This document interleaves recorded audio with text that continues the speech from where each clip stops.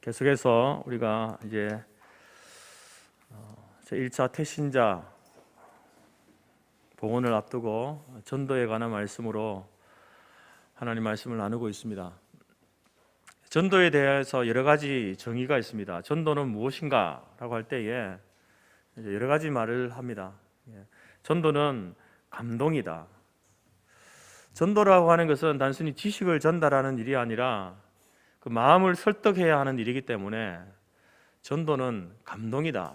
감동을 주어서 그 사람의 마음을 설득해야 한다. 그런 의미에서 전도는 감동이다라고 이렇게 말을 합니다. 또 전도는 밥이다. 그러니까 매일 먹는 밥이다라고 이렇게 말합니다. 왜냐하면 전도라고 하는 것은 우리가 매일 밥을 먹듯이 매일매일 끊임없이 꾸준히 해야 하는 일이기 때문에 전도는 밥이다 이렇게 정의를 내리기도 합니다. 그리고 전도는 어명이다라고 말하는 목사님도 있습니다. 어명 하면은 왕의 명령 아니겠습니까? 전도라고 하는 것은 해도 되고 안 해도 되는 그런 가벼운 일이 아니라 전도는 마땅히 해야 되는 일이다. 전도라고 하는 것은 우리의 목숨과 직결되어지는 일이기 때문에 아주 중요한 일이다. 그런 의미에서 전도는 어명이다라고 이렇게 말합니다. 또 전도는 은사가 아니고 사명이다 이렇게 말합니다. 은사라고 하면은 하나님께서 특별한 사람들에게 주시는 것이죠. 그 동일한 은사를 받지 못하는 사람들도 있습니다. 특별한 능력을 가진 사람들만 하는 것이 아니라 사명이다라는 것은 모든 그리스도인들이 해야 하는 일이다. 그런 의미에서 전도는 은사가 아닙니다. 전도의 은사를 받은 사람만 할 수 있는 것이 아니라 전도는 사명이기 때문에 어린아이로부터 노년에 이르기까지 모든 사람들이 해야 되는 일이다. 그런 의미에서 전도는 사명이다라고 이렇게 말합니다. 모두가 일리가 있는 말입니다. 그래서 저는 여기에다 하나 더를 추가합니다. 오늘 설교 제목이죠. 전도는 사랑입니다. 전도는 사랑입니다. 왜 사랑이 없으면 전도를 할 수 없기 때문에 그렇습니다. 먼저 하나님의 사랑, 내게 베푸신 하나님의 사랑을 깨달아야만 전도할 수 있습니다. 그리고 그 사랑을 확실하게 실천해야만 전도가 됩니다. 하나님의 사랑을 내가 알아야 그 전도를 시작할 수 있게 되는 겁니다. 그리고 그 사랑을 실천해야만 전도의 열매가 맺을 수 있기 때문에 전도는 사랑이다라고 이렇게 말씀드립니다. 그래서 전도는 사랑이다라는 이 말은 전도의 본질 그리고 전도의 방법 그리고 전도의 동기를 우리에게 설명해 주는 말이다라는 것입니다. 사람들은 살아가면서 기쁘다, 행복하다 느끼는 순간들이 있습니다. 여러 상황과 여러 순간 우리가 기쁨을 느끼고 행복을 느끼지만 크게 세 가지 경우로 나누어 볼 수 있습니다. 첫 번째는 어떤 경우냐면은 자기가 하고 싶은 일을 할 때 느끼는 감정입니다. 자기가 하고 싶은 것을 할 때에 나는 참 행복하다, 참 기쁘다 그것을 느낀다는 겁니다. 개인적이고 어떤 면에서는 아주 이기적인 것처럼 보이지만 그건 당연한 것입니다. 여러분이 먹고 싶은 것을 먹을 때, 하고 싶은 일을 할 때에, 또 잠자고 싶을 때에, 잘 수 있을 때에 여러분 그것이 참 기쁜 일이고 행복한 일입니다.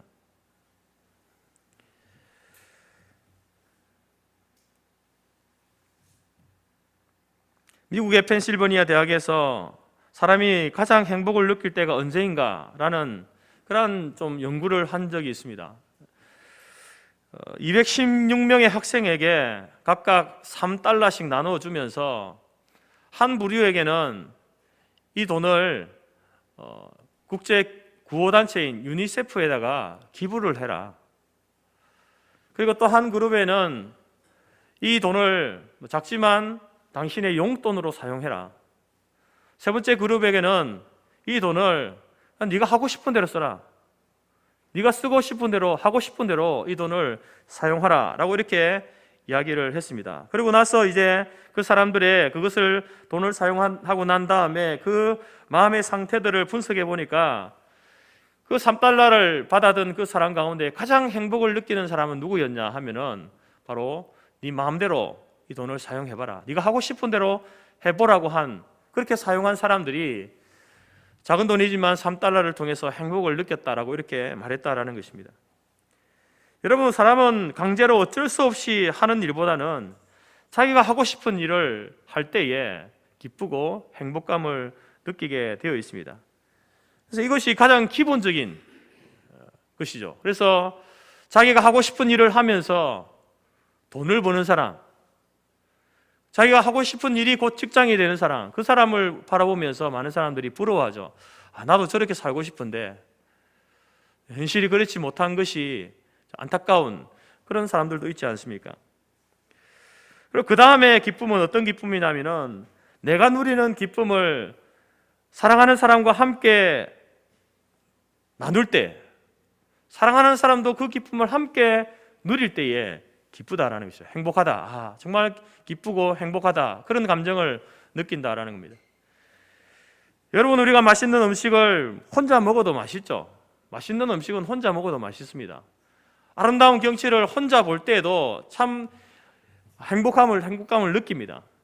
그렇지만 그것도 한두 번이지 혼자 계속해서 먹어보십시오. 혼자 계속해서 아름다운 경치를 보십시오. 그런 감정들이 점점 줄어듭니다. 그러면서 어떤 생각이 듭니까? 이 맛있는 것을 우리 부모님도 함께 먹으면 참 좋겠다. 이 맛있는 것을 사랑하는 내 아들, 딸들과 함께 먹으면 참 좋겠다. 이런 아름다운 경치를 내가 사랑하는 사람과 함께 보면서 누렸으면 좋겠다. 이런 생각을 보통 사람들은 다 하게 되어 있습니다. 그것은 바로 내가 혼자 직접 누리는 그 기쁨도 기쁘지만 그 기쁨은 오래 가지 못합니다. 그래서 사랑하는 사람들과 함께 그것을 먹으면서 또 그것을 보면서 그 사람도 함께 기뻐하고 행복해하는 모습을 볼 때에 우리에게는 또 그것이 기쁨이고 행복이다라는 겁니다. 여러분, 사람은 인격적인 존재죠. 저와 여러분은 인격적인 존재입니다. 인격적인 존재라는 것은 다른 사람과의 관계 속에서 살아간다는 겁니다. 하나님이 인격적이신 분이다라는 말은 하나님은 그냥 혼자 하나님이신 분이 아닙니다. 바로 저와 여러분들과 교제하기를 원하시는 분이다. 그런 면에서 하나님이 인격적인 분이시죠. 그처럼 저와 여러분도 우리 인생들이 다 인격적인 존재이고, 그래서 우리는 다른 사람과의 관계 속에서 관계를 맺으면서 살아갈 때에 거기에서 기쁨을 얻고 행복을 누리게 되는 겁니다. 하나님께서도 바로 아담을 만들고 나서 이 아담이 혼자 독처하는 것이 좋지 못하다 이렇게 말씀하시죠. 독처하는 것이 좋지 못하다는 말은요, 정상적이지 않다라는 말입니다. 혼자 있는 것은 정상적인 거 아닙니다. 비정상적인 거죠. 함께 있는 것, 관계 속에서 함께 있을 때에 우리는 그것을 정상적이다, 하나님께서는 좋다라고 이렇게 말씀하신다는 거죠. 그래서 우리가 혼자 먹고 혼자 즐기고 하는 것, 그 가운데 기쁨이 있지만, 그러나 그것은 참된 기쁨이 아니다는 것이죠. 우리가 함께 사랑하는 사람들과 가족들과 함께 그것을 누리고 함께 누릴 때에 그 가운데 우리는 좀 더 진중하고 참된 기쁨을, 행복을 느끼게 된다는 것입니다. 그리고 마지막으로 최고의 기쁨은 무엇인가? 이것은 인간의 본질적인 사명, 가장 가치 있는 일을 행할 때에 누리는 기쁨, 행복.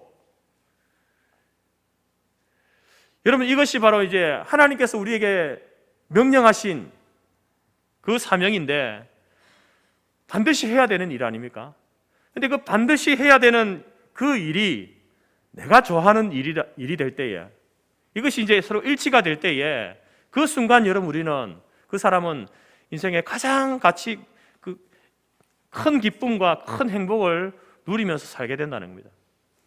하나님께서 우리에게 명령하신 그 사명과 그 사명을 내가 좋아하는 일로서 그 일을 하게 될 때에 여러분, 그 순간에는요, 어떤 사람도 어떤 환경도 그것을 막아설 수가 없습니다.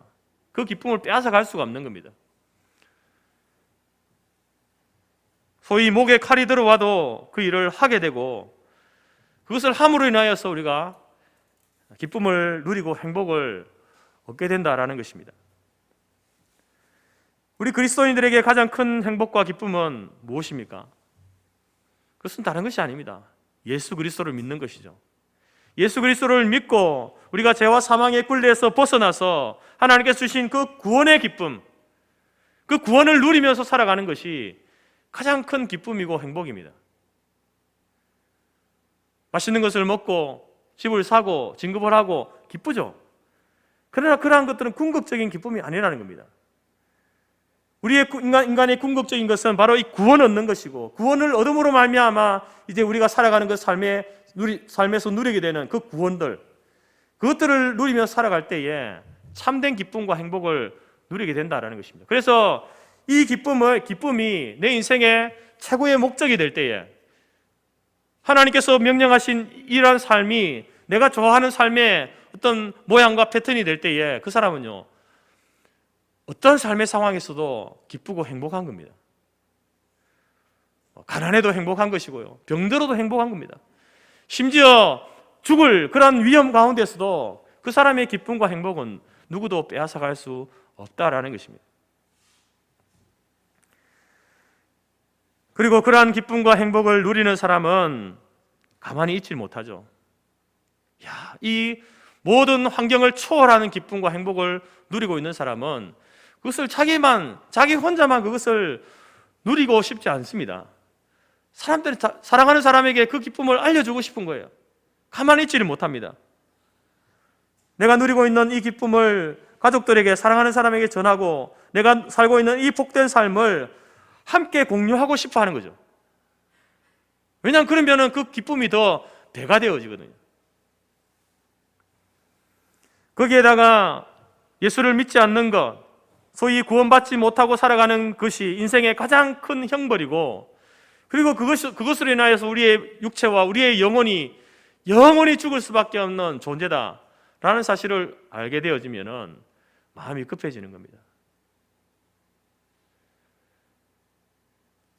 여러분, 구원받지 못한, 예수를 믿지 않고 구원받지 못한 삶을 살아가는 것이 그냥 우리가 내가 살아가는 것과 같은 똑같은 삶을 사는 것이 아니라, 지금 막 이제 낭떠러지 앞에 서 있는, 그래서 곧 그 낭떠러지에서, 그 절벽에서 떨어져서 처참한 그런 죽음을 맞이할 수밖에 없는 그런 사람이라고 한다면, 누가 여러분 그 사람이 내 사랑하는 가족이고 아내이고 자식이고 내 친구이고 그렇다고 한다면 누가 그걸 뻔히 보고 있습니까?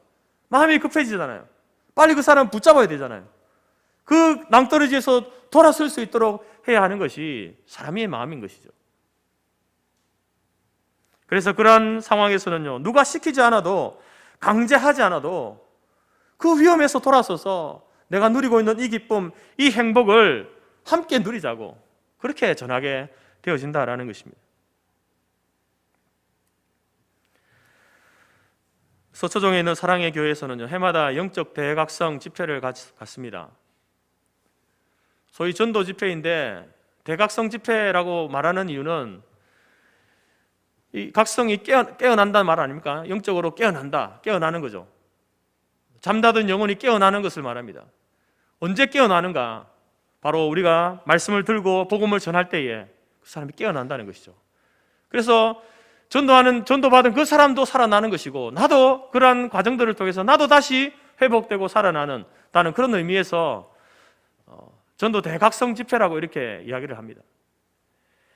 자, 한 번은 그 집회 때에 한 남자가 간증을 했는데, 그 가정에는 어리지만 믿음이 좋은 한 초등학생 자녀를 둔 가정입니다.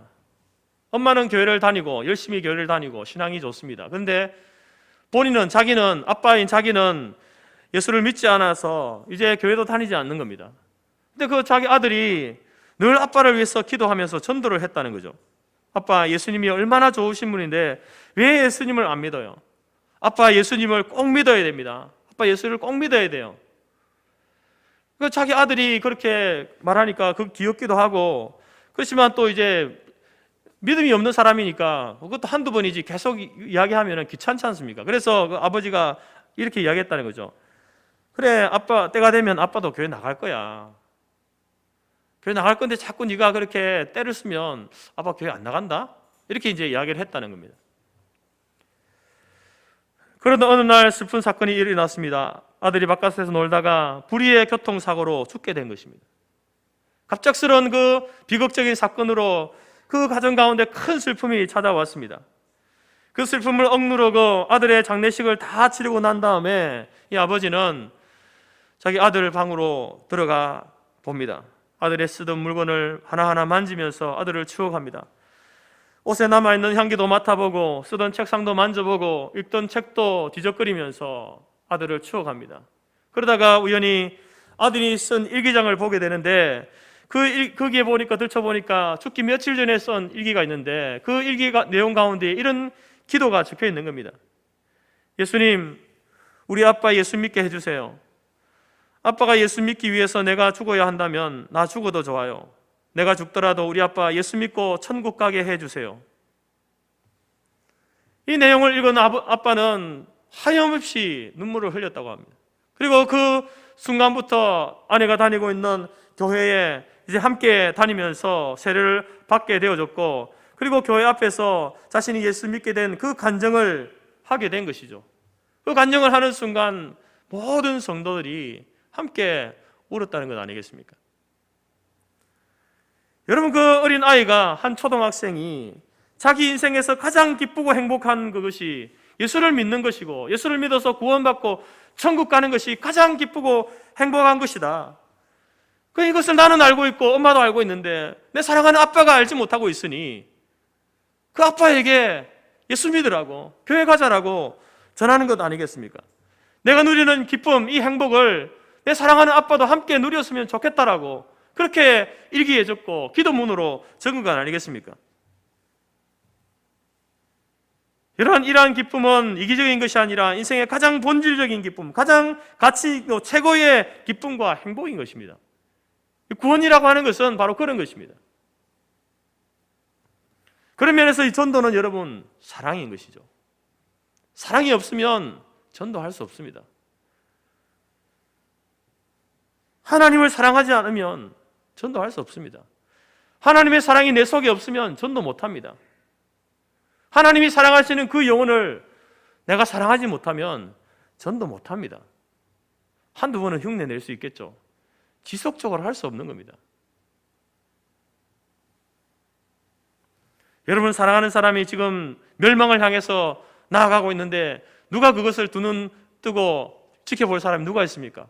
빨리 막았어야죠. 빨리 잡아서 돌이키게 해야 되지 않습니까? 정말로 부모님을 사랑한다면 참된 행복과 기쁨이 무엇인지 전해야 하는 것입니다. 정말 남편을 사랑하고 아내를 사랑하고 자녀를 사랑한다면 내가 누리고 있는 이 기쁨과 행복을 여러분 나눠야 되는 것이죠. 전해줘야 되는 겁니다.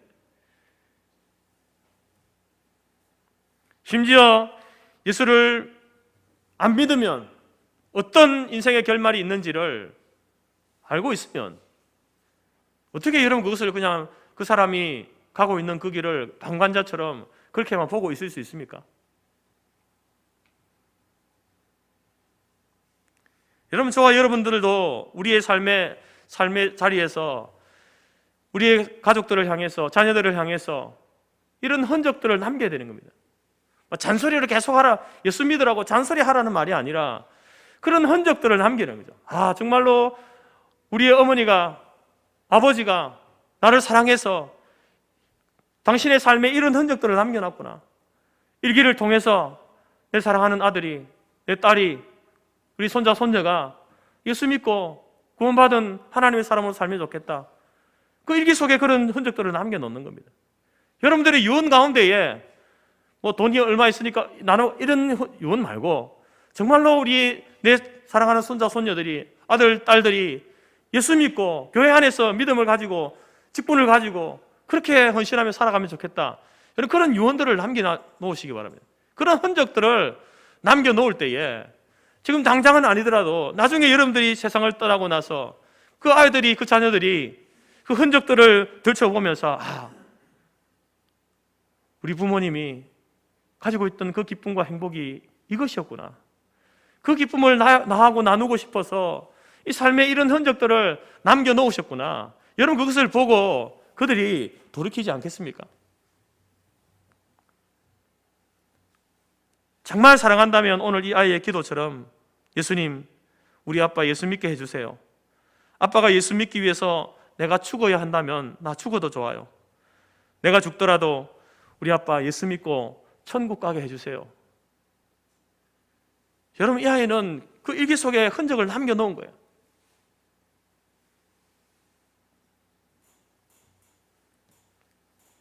오늘 말씀은 예수님께서 비유로 하신 말씀입니다. 잃어버린 한 마리 양에 대한 비유입니다. 여러분, 팔레스타인에서 양 100마리를 거느리고 있다라는 것은 그렇게 부유한 집이 아닙니다. 보통 이제 300마리 이상이 되어야 좀 부유한 집이다 이렇게 말할 수 있죠. 양 100마리라고 하는 것은 목자 한 명이 다른 목동을 두지 않고 그 주인이 그냥 돌볼 수 있는 거예요. 그리고 돌보면서도 그 양의 특징들을 다 알고 이름을 다 알고 다 알 수 있는 그런 상황입니다. 오늘 비유의 목자도 이제 자신들의 양을 다 알죠. 그 이름을 알고 생김새, 모양, 특징 다 알고 한 마리 한 마리를 다 사랑할 수 있는 그러한 정도입니다. 그런데 한 마리가 이제 저녁에 돌아오지 않은 거예요. 무리를 이탈해서 떠난 겁니다. 잃어버린 겁니다. 이 목자는 우리 안에 있는 99마리의 양도 사랑하지만 그러나 잃어버린 한 마리 양, 그 무리를 뛰쳐나간 그 한 마리의 양도 사랑하는 것이죠. 그래서 어딘가에 어둠과 추위와 굶주림과 맹수의 위협 앞에서 벌벌 떨면서 두려워하고 있을 그 한 마리에 대한 그 애착이 큰 겁니다. 그리고 한시가 마음이 급해지는 거죠. 시간이 지나면 지날수록 정말로 그 양을 잃어버릴 수 있겠다는 그 어린 양의 생명이 죽음에 이를 수 있다라고 하는 그것을 알기 때문에 마음이 급해지는 겁니다. 그래서 당장 육체의 피곤함을 잊은 채, 당장 밤의 두려움을 잊은 채 당장 찾으러 나서는 겁니다. 들판과 골짜기를 뒤지면서 가시덤불을 뒤지면서 자기의 몸에 피가 흐름에도 불구하고 이제 그 두려움 가운데 있을 그 양을 생각하면서 찾고 또 찾아 나서는 겁니다. 결국은 그 양을 비탈길에서 찾아서 이제 그 양을 목자의 지팡이로 목을 걸어 구해내고 양을 안고 끌어안고 기뻐하며 이제 돌아옵니다. 그 기쁨이 얼마나 크든지 오늘 본문 말씀에서는 목자가 양을 어깨에 메고 집으로 돌아와서 그 찾은 기쁨을 친구들과 이웃들과 함께 나누었다라고 이렇게 말씀하죠. 6절 말씀입니다. 집에 와서 그 벗과 이웃을 불러 모으고 말하되 나와 함께 즐기자. 나의 잃은 양을 찾아내었노라. 함께 즐기자.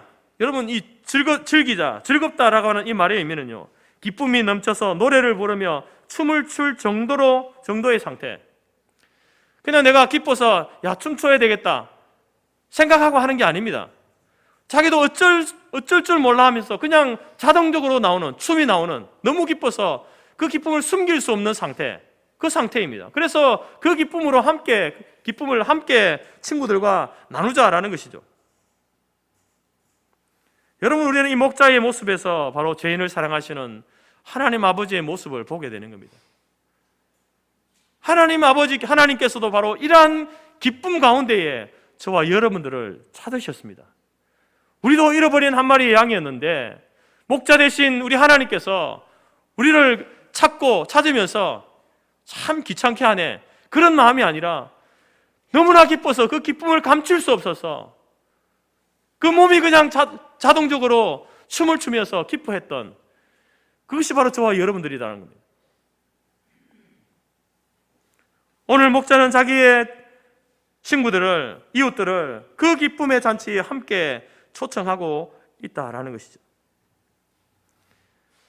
여러분, 하나님께서 오늘 그러한 기쁨에 저와 여러분이 함께 동참하기를 원하십니다. 그런데 여러분, 그 동참이 그 목자의 집에 찾아왔던 그 벗과 이웃과 같은 그러한 모습으로 동참하기를 원하는 게 아닙니다. 그냥 양을 찾은 사람의 그 기쁨에 간접적으로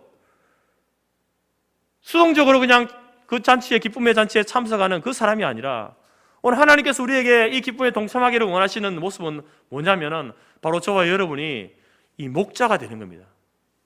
목자가 되어서 그 양을 찾았을 때에 자기도 모르는 사이에 저절로 춤이 나오고 그 기쁨을 얼굴에서 숨길 수 없는 그 기쁨으로 함께 동참하기를 원하시는 것이 바로 오늘 하나님께서 우리에게 이 기쁨에 동참하기를 원하시는 모습이다라는 겁니다. 여러분, 그 목자는 이런 양 한 마리, 그 양에 대한 그 사랑 때문에 온종일 일하고 피곤한 그 몸을 이제 누이고 쉬어야 하는데 그것을 다 뿌리치고 양을 찾아 나선 것 아니겠습니까? 비탈길로, 계곡으로, 가시덤불 속으로, 그래서 자기의 그 가시에 찔리고 피가 흐르는 그것도 잊어버린 채 두려움에 벌벌 떨고 있는 그 양을 찾기 위해서 찾아 나섰던, 그리고 그 양을 찾음으로 말미암아 누렸던 그 기쁨, 그 행복, 그 목자의 심정으로 우리도 함께 그 일에 동참하기를 원하신다라는 것입니다. 여러분, 전도는 하나님의 명령이기 때문에 반드시 해야 하는 일입니다. 그렇지만 목자가 그 양을 사랑했던 그 마음, 영혼을 사랑하는 마음이 없으면 여러분 지속적으로 할 수 없습니다.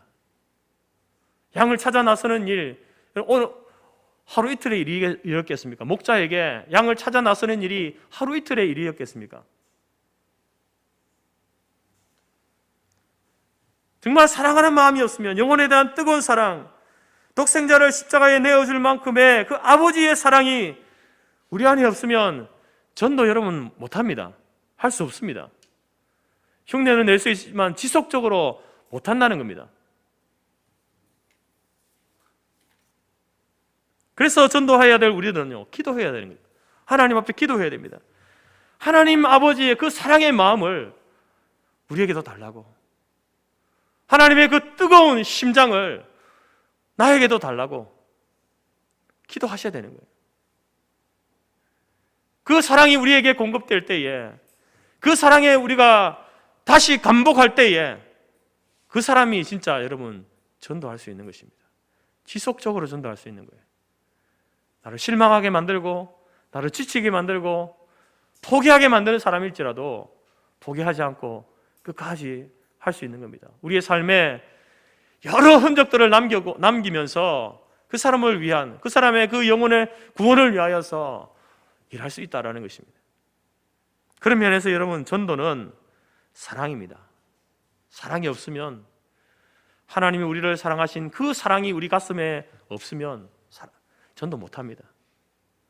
하나님의 그 마음으로, 하나님의 사랑으로 상대방을 사랑하지 않으면 전도 못하는 것이죠. 진짜 전도는 그 사랑을 가지고 할 때에 진짜 전도가 된다는 겁니다. 그런 전도를 받으면요, 반드시 그 사람은요 감동을 받게 되어 있습니다.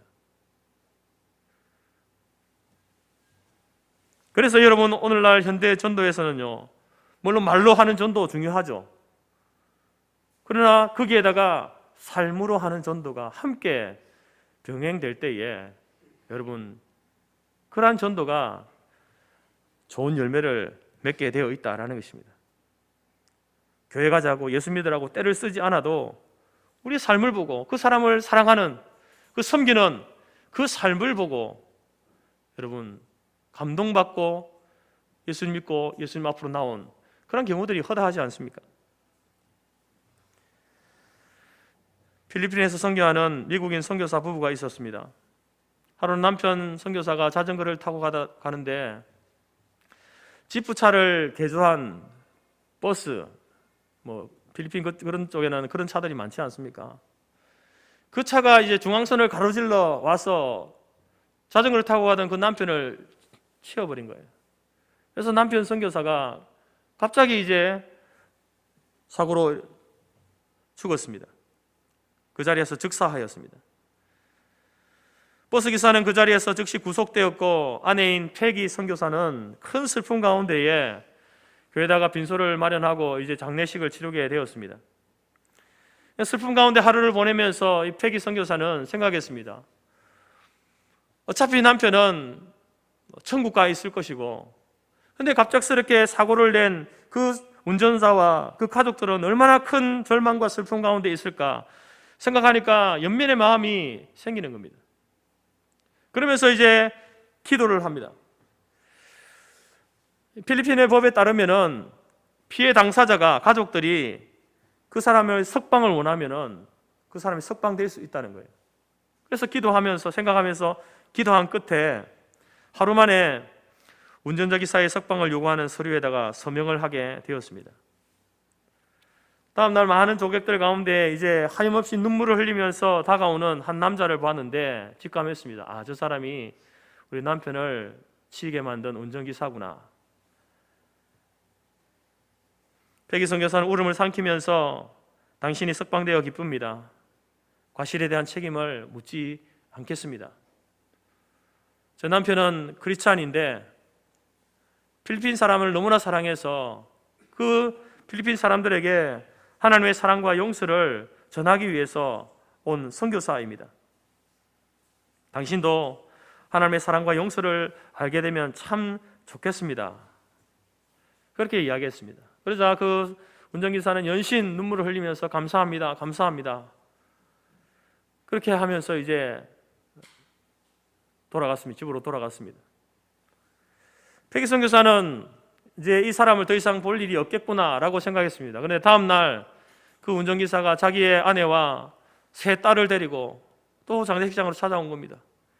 그 아내와 세 딸은 백이 선교사에게 안겨서 울면서 미안하다고 I'm sorry 이야기하면서 우리 남편을, 우리 아빠를 석방시켜 주셔서 너무 감사하다라고 그렇게 인사를 하는 겁니다. 그러면서 이제 버스 기사 가족들은 장례식 끝까지 참석을 했습니다. 백이 선교사는 하나님의 뜻이 있어서 남편을 하나님께서 데려가셨다라고 오히려 그들을 위로했습니다. 백이 선교사의 시부모님들도 버스 기사에게 이미 그리스도의 사랑으로 용서했노라고 이렇게 이야기를 했습니다. 그날 이후로부터 이 운전기사 가족은 교회에 출석하기 시작했습니다. 그러던 어느 주일날 놀라운 일이 벌어졌습니다. 이 용서받은 버스 기사가 자기 버스에다가 동네 사람들을 태우고 교회로 나오게 된 겁니다. 여러분, 얼마나 감동적인 장면입니까? 자기 남편을 죽인 그 버스, 그것이 바로 이제 다른 영혼을 구원하는, 다른 영혼들을 가득 태우고 교회로 돌아오는 그런 도구로 쓰임받았다는 것입니다. 남편을 죽인 도구가 영혼을 구원하는 도구로 쓰임받는 그 장면을 백이 선교사가 보면서 그는 간증해서 이렇게 이야기합니다. 나는 하나님께 감사드렸습니다. 남편도 천국에서 감사하고 있을 겁니다. 여러분, 백이 선교사는 버스 기사와 가족에게 십자가의 사랑과 용서의 복음을 전했습니다. 삶으로 전한 것이죠. 그 가족들이, 그 버스 기사와 가족들이 그 사랑에 감동해서 교회에 나오는 것은 어느 정도 이해가 될 수 있습니다. 그런데 여러분, 이 동네 사람들은요, 백이 선교사가 한 번도 만나보지 못한 사람입니다. 그들에게 복음을 전한 적도 없습니다. 그런데 이 사람들이 왜 교회로 나왔는가? 바로 이 선교사 가족이 버스 기사를 무조건 용서했다는 소문을 듣고 그것에 감동을 받아서 그들이 스스로 교회를 찾아온 겁니다. 이것이 바로 여러분 삶으로 전도하는 정말 그 사랑의 역사로 말미암아 되어지는 그러한 일들인 것이죠. 사랑하는 성도 여러분, 오늘 비유의 말씀 가운데 잃어버린 한 마리 양은 하나님을 품에 떠나 살고 있던 우리들의 모습입니다. 우리들도 하나님의 전도라는 그러한 방법을 통해서, 그 누군가의 전도를 통해서 우리가 여러분 교회에 나온 것 아니겠습니까? 예수를 믿게 된 것이죠. 그러나 그 전도에는요, 물론 말로서 전달되어진 전도도 있지만 그것이 우리 가운데 전달되어지기 위해서 그 사람이 보인 그 섬김과 희생과 사랑이 그 가운데 숨겨져 있는 겁니다. 그것을 깨닫는 사람도 있고요, 깨닫지 못하는 사람도 있습니다. 그냥 그 사람이 나한테 이렇게 말을 했어. 그냥 내가 왔지라고 하지만 그 말을 하기까지 준비되어진, 숨겨진 그 헌신과 사랑이 그 속에 담겨 있는 것입니다. 그래서 우리도 하나님 품에 안기운 하나님의 자녀가 된 것입니다. 그럼 이제는 여러분, 이제는 우리 차례죠. 그 사랑을 깨닫고 나왔든지 아직까지 그 사랑을 깨닫지 못할 수도 있지만 그래도 우리가 구원받고 나왔다면 이제는 우리 차례인 겁니다. 우리도 그 목자의 사랑과 관심을 가지고 한 영혼을 주님께로 인도하는 잃어버린 양을 찾아 나서는 목자가 되어야 되는 겁니다. 그냥 목자의 기쁨에 참여하는 친구와 이웃들이 아니라 이제는 우리가 목자가 되어서 잃어버린 한 영혼을 찾아 나서는 그러한 자리에 우리 모두가 서야 한다라는 것입니다. 사랑하는 성도 여러분, 전도는 사랑입니다. 하나님의 사랑을 알면요, 내게 베푸신 하나님의 사랑을 알면 전도하게 되어 있습니다. 하나님의 사랑을 우리 가슴 속에 품고 있으면 전도하게 되어 있습니다.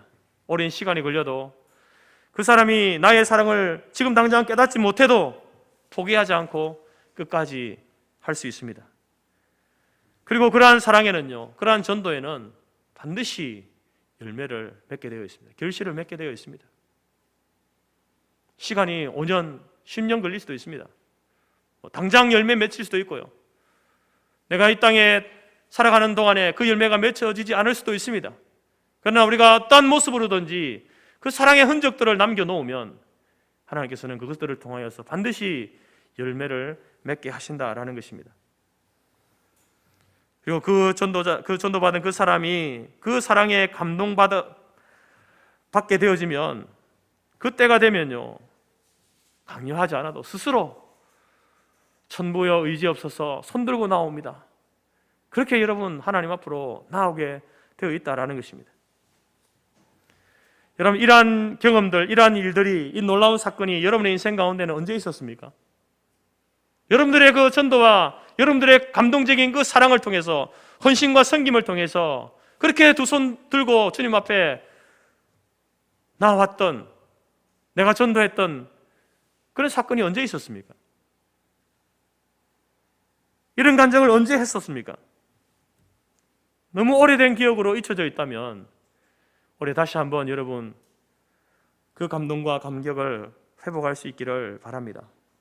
내가 구원받은 것도 감사한 일이지만 나를 통하여서 잃었던, 죽어가던 그 사람이 예수를 만나게 되어지고 복음을 듣게 되어지고, 그래서 그 사람이 하나님 앞에 내가 누구누구를 통해서 예수를 믿게 되었습니다, 교회 나오게 되었습니다, 하나님의 사랑을 알게 되었습니다 라고 말하는 그 간증을 듣는 그 일들이 우리 교회 가운데에 풍성하게 일어날 수 있기를 간절히 바랍니다. 오늘 하나님께서 이렇게 말씀하시죠. 죄인 한 사람이 회개하면 의인 99으로 인하여 기뻐하는 것보다 더 기뻐하신다고. 하나님은 여러분 구원받은 우리를 인하여서 하나님이 기뻐하시는 분이십니다. 의인 99으로 인하여서 기뻐하시지만, 그러나 아직 그 의인의 자리에 들지 못한 죄인의 삶을 살아가고 있는 그 사람이 회개하여 돌이키고 주님 앞으로 나오는 것, 그것을 더 기뻐하시는 분이 우리 하나님이시다, 아버지시다라고 말씀합니다. 여러분, 그 일을 누가 해야 되겠습니까? 그 사람을 돌이키게 하는 것, 물론 하나님이 하시지만 하나님께서는 바로 목자된 저와 여러분들을 통하여서 그 일을 하시겠다는 겁니다. 그 목자에 함께 동참하여서 그 일을 하기를 원하신다라는 것이죠. 올 한 해가 바로 저와 여러분들에게 다시 한번 이 놀라운 구원의 기쁨과 감격을 회복하고 내가 누리고 있는 기쁨과 이 행복을 그 사람들에게 감동적으로 전해주어서 그들도 동일하게 우리와 같은 동일한 고백으로 하나님 앞에 감사하고 감격하는 그러한 일들이 오늘 우리 교회 가운데, 우리 여러분의 삶 가운데에 풍성하게 열매 맺는 이 한 해가 될 수 있기를 주님의 이름으로 축복합니다. 기도하겠습니다. 하나님 아버지, 감사합니다. 우리에게 주신 말씀 붙들고 전도의 삶을 살겠습니다. 내게 주신 그 사랑을 잊지 않고 그 사랑의 마음으로, 예수님의 심장으로 우리도 사랑으로 전도하겠습니다. 우리의 삶에 그 사랑의 흔적들을 남기겠습니다. 하나님, 올 한 해 이 삶을 살아갈 때에 그것을 지속적으로 감당할 수 있도록 도우시고, 또한 그 사랑에 감복하여서 하나님의 사랑을 깨닫고 주님 앞으로 나오는 귀한 열매들이 맺혀지는 이 한 해가 될 수 있도록 도와주옵소서. 예수님의 이름으로 기도드립니다.